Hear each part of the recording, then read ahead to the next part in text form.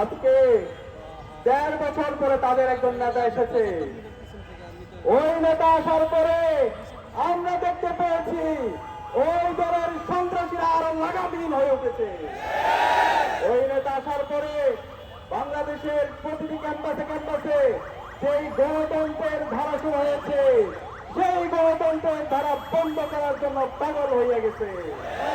আমরা দেখতে পেয়েছি শাহজালাল বিজ্ঞান ও প্রযুক্তি বিশ্ববিদ্যালয়ের যে নির্বাচন, সেই নির্বাচন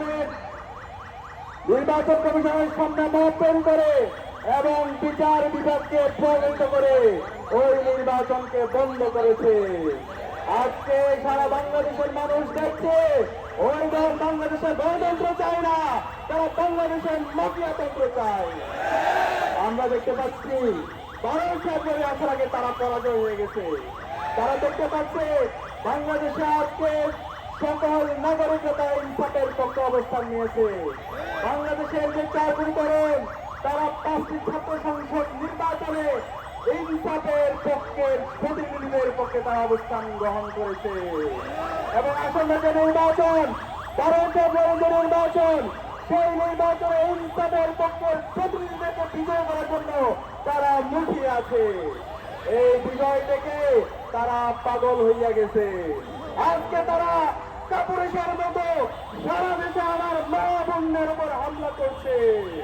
আমরা বলতে চাই ওই বিএনপি সন্ত্রাসীরা আর কোন মা বোনের উপর তারা হামলা করে আমরা সারা দেশের 18 কোটি জনতাকে প্রতিরোধ করে তুলবো। আর ছাড় দেওয়া হবে না, আর ছাড় দেওয়া হবে না। তোদেরকে বলতে চাই এই জুলাই বিপ্লবে ছাত্রলীগের সন্ত্রাসীরা দুনিয়া ছিল পেটে বাহিনী ১৫ জুলাই আমাদের বন্ধুদের উপর ঢাকা বিশ্ববিদ্যালয়ে হামলা করেছিল। এরপরে যে গণবিপ্লব শুরু হয়েছিল, সেই বিপ্লবের মাধ্যমে এই খুনি হাসিনা বাংলাদেশ থেকে দিল্লিতে পালিয়েছিল। সুতরাং সাবধান করছি, আর কোন মায়ের উপর যদি হামলা করো, আর কোন ভোরের উপর যদি হামলা করো, তোদেরকে আমরা আর এক মুহূর্তে সহ্য করবো না। সুতরাং সাবধান করছি, জনাব তারেক রহমান, আপনি মজলুম ছিলেন, আপনি জালেম হয়ে উঠবেন না, ছাড় দিব না।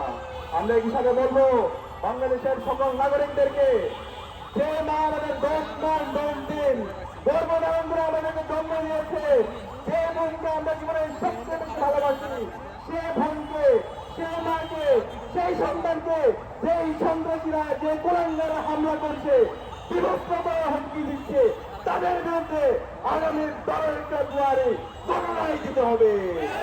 ইনশাআল্লাহ আগামী যে বাংলাদেশ হবে, সেই বাংলাদেশ হবে ইনসাফের বাংলাদেশ।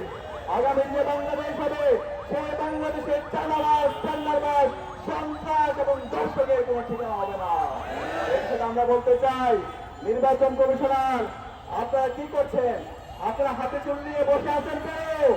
আপনারা কি চান এর পিছন দিক দিয়ে এরকম দর্শক খুনে হাসিনার এবং যারা এই ফ্যাসিবাদী কাঠামোকে রেখে দিতে চায়, সেই ধরনের একটি জনতার নির্বাচন দিয়ে আবার সেই ফ্যাসিবাদী কাঠামোকে রেখে দিতে আমরা এটা সহ্য করবো না। সকল দলের জন্য লেভেল প্লেইং ফিল্ড এনশিওর করতে হবে। একই সাথে শেরপুরে জামায়াতের নেতা রেজাউল মায়ের হত্যার সাথে যে বিএনপি সন্ত্রাসীরা জড়িত আছে, তাদেরকে দ্রুত সময়ের মধ্যে বিচারের আওতায় নিয়ে আসতে হবে। একই সাথে সারা দেশের সকল নাগরিকরা যেন নির্বিঘ্নে ভোট দিতে পারে, সেই পরিবেশ নিশ্চিত করতে হবে।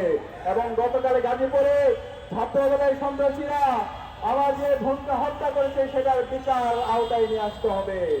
আমরা আশা করব